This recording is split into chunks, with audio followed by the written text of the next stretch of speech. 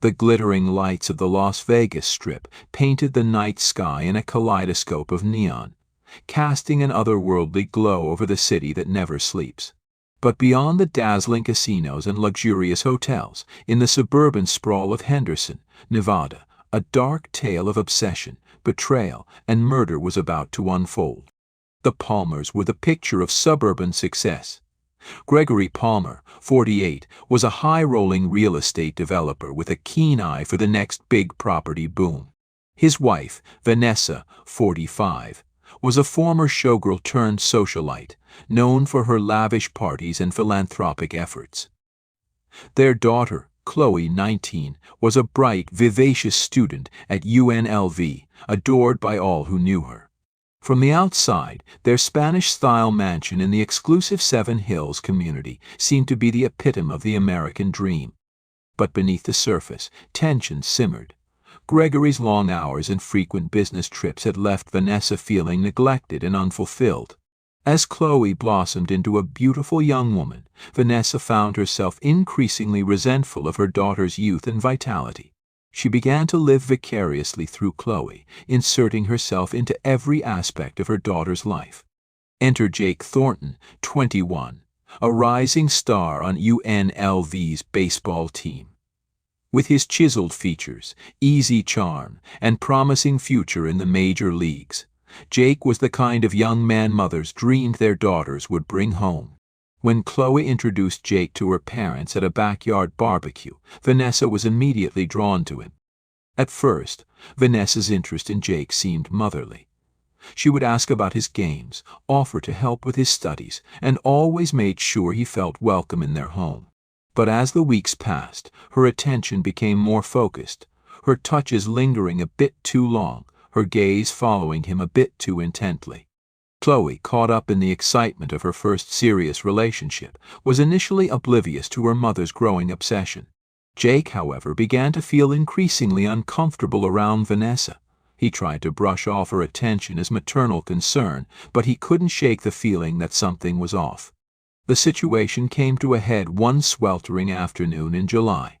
Chloe was out with friends, and Jake had stopped by the Palmer house to pick up some books he'd left behind. He found Vanessa alone, lounging by the pool in a revealing bikini. "Chloe's not here," Vanessa purred, her eyes roaming over Jake's athletic frame. "But why don't you stay for a while? We could have a little swim, just the two of us." Jake stammered an excuse and fled, his heart pounding. That night, he confided in Chloe about her mother's behavior. Chloe, shocked and hurt, confronted Vanessa, who vehemently denied any inappropriate intentions.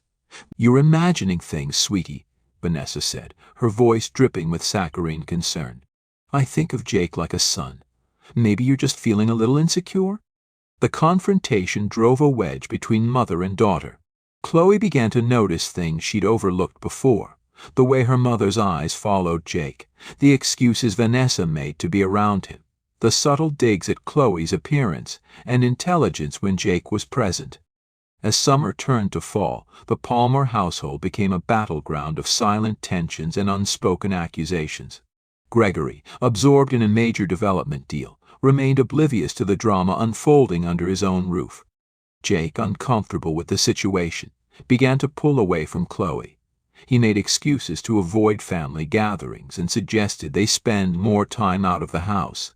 Chloe, desperate to hold on to her relationship, agreed, but the strain was beginning to show. Vanessa, meanwhile, grew increasingly bold in her pursuit of Jake.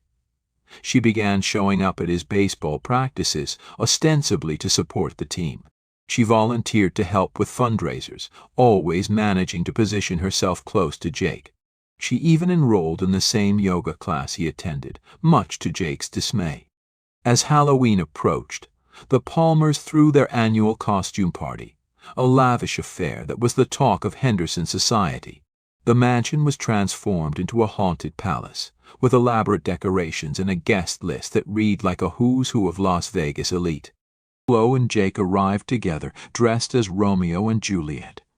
But as they entered the party, they were stopped short by the sight of Vanessa. She was dressed as Cleopatra, her costume leaving little to the imagination.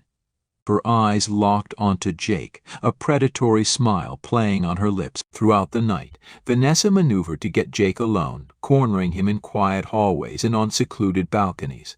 Jake did his best to avoid her, sticking close to Chloe and their friends.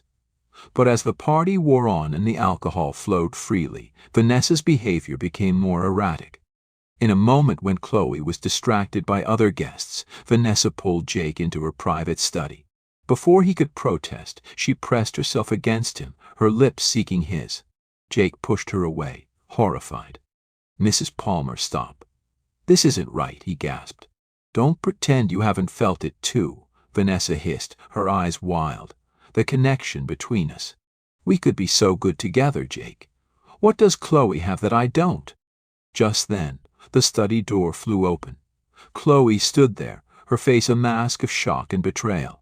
Behind her, Gregory looked on in confusion. "What the hell is going on here?" Gregory demanded. The scene that followed was chaos. Accusations flew, tears were shed, and years of pent-up resentments came pouring out. By the time the last guest had left, the Palmer family was in tatters. In the days that followed, Chloe moved out of the family home, taking refuge with a friend from college. Jake, overwhelmed by the drama, broke things off with Chloe, saying he needed space to figure things out. Vanessa, her obsession now fully exposed, spiraled into a deep depression. She alternated between fits of rage and periods of catatonic silence. Gregory, finally forced to confront the issues in his marriage, suggested they seek counseling, but Vanessa refused. As November drew to a close, Las Vegas was hit by an unseasonable cold snap. The night of November 28th was particularly bitter, with temperatures dropping close to freezing. It was on this night that Jake Thornton disappeared. He was last seen leaving baseball practice around 9 p.m. His roommate reported him missing the next morning when he failed to return home and missed an important exam. Detective Maria Sanchez of the Henderson Police Department was assigned to the case. A veteran of the force with a keen eye for detail, Sanchez quickly realized this was no ordinary missing persons case. Her first stop was the Palmer residence. Gregory answered the door, looking haggard and unkempt. "Mr. Palmer," Sanchez began, "I'm here about Jake Thornton. I understand he was dating your daughter." Gregory's face darkened. Was being the operative word, detective? That young man is no longer welcome in this house. As Sanchez pressed for details, the full story of the Halloween party fiasco came to light. Gregory, clearly uncomfortable, tried to downplay the incident. It was all a misunderstanding, he insisted. Vanessa was drunk. She made a fool of herself. But she would never do anything to hurt Jake. Sanchez wasn't so sure. As she interviewed Chloe and Jake's friends and teammates, a disturbing pattern emerged. Multiple people reported seeing Vanessa at Jake's games and practices, often watching him with an intensity that made them uneasy. One of Jake's teammates, Mike, revealed a particularly troubling incident. "About a week ago, I saw Mrs. Palmer parked outside our apartment complex. She was just sitting there watching. When Jake came out, she ducked down in her seat. It was creepy, man." As Sanchez dug deeper, she discovered that Vanessa had been busy in the days leading up to Jake's disappearance. She had withdrawn a large sum of cash from her personal account and had been spotted at a hunting supply store, purchasing items including a high-powered flashlight and a set of hunting knives. When confronted with this information, Vanessa became hysterical. "I was planning a surprise camping trip for Gregory," she shrieked. "Is that a crime now? Why are you persecuting me?" But Gregory, looking confused, confirmed that there had been no plans for a camping trip. As the investigation intensified, the media caught wind of the story. The disappearance of a promising young athlete, coupled with the salacious details of Vanessa's obsession, created a perfect storm of public interest. News vans camped outside the Palmer mansion, and tabloids ran wild with speculation. Chloe, devastated by Jake's disappearance and the unraveling of her family, made a tearful appearance on local news, pleading for information about Jake's whereabouts. "Please," she begged, her voice breaking. "If anyone knows anything, come forward. Jake doesn't deserve this." 5 days after Jake's disappearance, a breakthrough came from an unexpected source. A hiker in the nearby Red Rock Canyon reported finding a blood-stained baseball cap matching the description of the one Jake had been wearing when he disappeared. Detective Sanchez and her team descended on the area, combing the rugged terrain for clues. As they searched, a storm rolled in, the sky darkening ominously. Just as they were about to call off the search for the day, a rookie officer stumbled upon a disturbing scene. Hidden in a narrow ravine was Jake's body, partially covered by rocks and brush. The young man had been brutally stabbed multiple times, his face barely recognizable. As CSI techs processed the scene, Sanchez noticed something odd. Despite the remote location, there were no signs of a struggle. It was as if Jake's body had been carefully placed in the ravine. The autopsy revealed more puzzling details. The stab wounds, while numerous, lacked the frenzy typically seen in crimes of passion. Each cut was precise, almost surgical in nature. Toxicology reports showed that Jake had been drugged, likely unconscious when the attack began. As Sanchez pieced together the evidence, a chilling picture emerged. This was not a random act of violence or a crime of opportunity. Jake's murder had been meticulously planned and executed with cold precision. All signs pointed to Vanessa Palmer, but Sanchez knew that circumstantial evidence wouldn't be enough. She needed hard proof to make the charges stick. The break in the case came from an unlikely source. Gregory Palmer, haunted by suspicion and guilt, had secretly installed cameras in their home after the Halloween incident. He hadn't checked the footage, too afraid of what he might find. But now, with Jake's body discovered, he knew he had to face the truth. The footage he turned over to Detective Sanchez was damning. It showed Vanessa in the garage on the night of Jake's disappearance, loading something heavy into the trunk of her car. When she turned toward the camera, her face was eerily calm, her eyes cold and determined.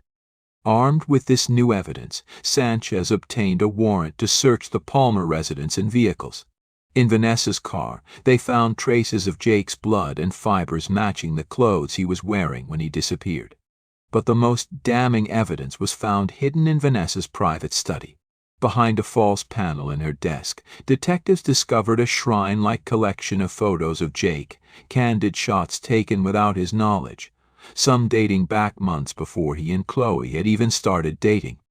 Among the photos was a journal, its pages filled with increasingly disturbing entries detailing Vanessa's obsession with Jake. The final entry, dated the night of Jake's disappearance, reads simply, "If I can't have him, no one will." With the evidence mounting, Sanchez brought Vanessa in for questioning. For hours, Vanessa maintained her innocence, weaving elaborate tales to explain away each piece of evidence. But as the interrogation wore on, cracks began to show in her carefully constructed facade. Finally, as Sanchez laid out the journal entries, something in Vanessa snapped. Her calm demeanor evaporated, replaced by a twisted rage. "He was supposed to be mine," she shrieked, her eyes wild. "I gave him everything, my heart, my soul. But he chose her. That ungrateful little bitch who never appreciated anything. He had to be punished. They both had to be punished." Vanessa's confession, caught on camera, was chilling in its detail. She described how she had stalked Jake for weeks, learning his routines. On the night of the murder, she had waited for him outside the baseball field, offering him a ride home. Once he was in the car, she used a sedative-laced bottle of water to drug him. "He looked so peaceful when he was unconscious," Vanessa said, a dreamy look in her eyes, "like an angel. I drove him out to the canyon. I wanted our last moments together to be special." She described the murder itself with a detached calm that disturbed even the hardened detectives. "The first cut was the hardest," she mused, "but after that it was almost beautiful. Like I was freeing him from this world that didn't deserve him." As Vanessa's confession continued, the full extent of her obsession and the calculated nature of her crime became clear. This was not a crime of passion, but a meticulously planned execution born of a twisted, possessive love. The arrest of Vanessa Palmer sent shockwaves through Las Vegas society. The image of the perfectly coiffed socialite being led away in handcuffs was splashed across news outlets nationwide. The contrast between her polished public persona and the deranged killer she had become captivated the public imagination. For the Palmer family, the aftermath of Vanessa's arrest was devastating. Gregory, unable to reconcile the woman he had married with the monster she had become, filed for divorce and threw himself into his work. Chloe, traumatized by the loss of her boyfriend and the betrayal of her mother, took a leave of absence from college and entered intensive therapy. The trial of Vanessa Palmer became the spectacle of the year in Las Vegas. The prosecution, led by the formidable district attorney Elena Rodriguez, painted a damning picture of a woman whose obsession had turned deadly. They highlighted the premeditation involved in the crime, from the stalking to the careful selection of the murder site.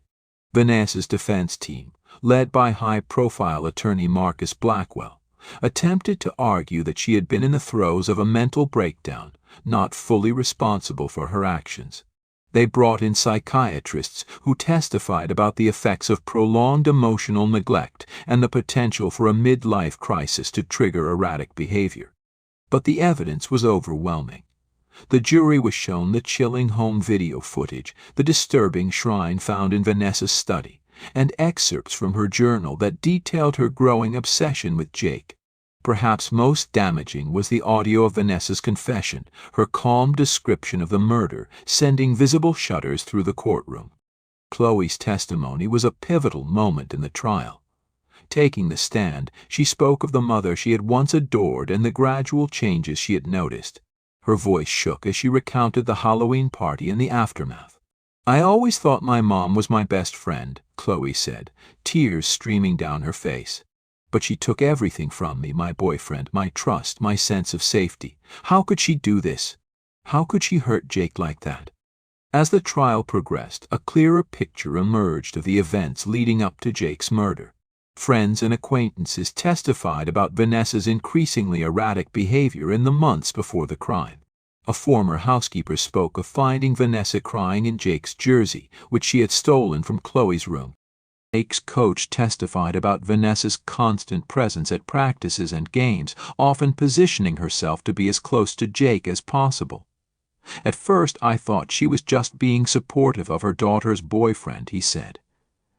There was something intense about the way she watched him. It made a lot of us uncomfortable. But the defense, in a desperate move, put Vanessa on the stand. It quickly became clear that this was a mistake. Under the skilled cross-examination of D.A. Rodriguez, Vanessa's carefully constructed persona crumbled. She alternated between playing the victim, raging against her husband and daughter, and expressing a disturbing lack of remorse for Jake's death. "He was meant to be with me," Vanessa insisted, her eyes glazed with a fanatical light. "I was the only one who truly understood him, who could give him what he needed. Chloe was just a child playing at love. I was offering him everything." Her outburst sent shockwaves through the courtroom. Chloe fled in tears, while Gregory sat with his head in his hands, the weight of his wife's madness finally fully apparent to him. As the trial neared its conclusion, Las Vegas was gripped by a morbid fascination with the case. The Palmer name, once associated with glamour and success, had become synonymous with tragedy and madness. The case sparked heated debates about mental health, the pressures of maintaining a perfect image in high society, and the dark undercurrents that can run beneath seemingly ideal families. In her closing argument, D.A. Rodriguez painted a vivid picture of Vanessa's descent into obsession and murder. "Ladies and gentlemen of the jury," she began, her voice resonating through the hushed courtroom, "we've heard a lot about mental illness and midlife crisis during this trial. But make no mistake, Vanessa Palmer was not a woman out of control. She was a predator, methodically stalking her prey and executing a carefully planned murder." Rodriguez went on to recount the evidence step by step: the stalking, the shrine, the calculated way in which Jake was lured to his death. "This was not a crime of passion," she concluded.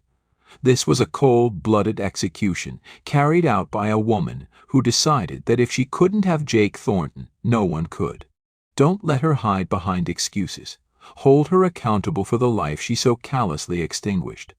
Defense attorney Blackwell, in his closing statement, made a last-ditch appeal for leniency.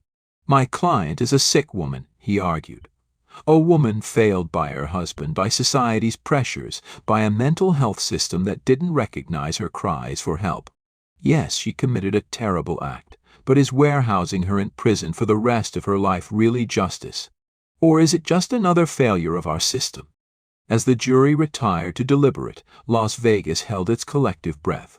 The case had become more than just a sensational murder trial. It had become a mirror held up to the city itself, reflecting its obsession with youth and beauty, the dark underbelly of its glittering facade.